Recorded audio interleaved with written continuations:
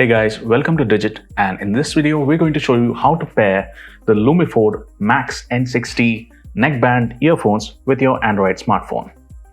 To begin with, you should ensure that the device is properly charged. We brought this up to 100%, and then read the user manual because that will give you all the information regarding how you should operate your device.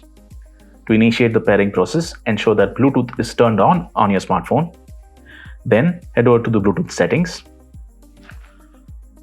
On the headphones, pick up the control pod and press down on the center button.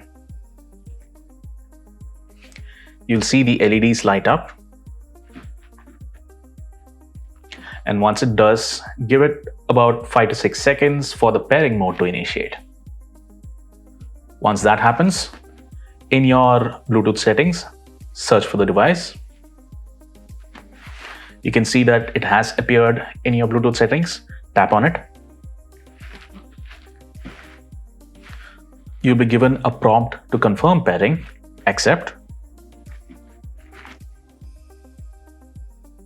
And then you're done. You might be given an additional warning based on the volume levels that you're using, but that's about it. You can now head over to your favorite music player app and enjoy some music. We hope you found this particular video informative. Thank you for watching.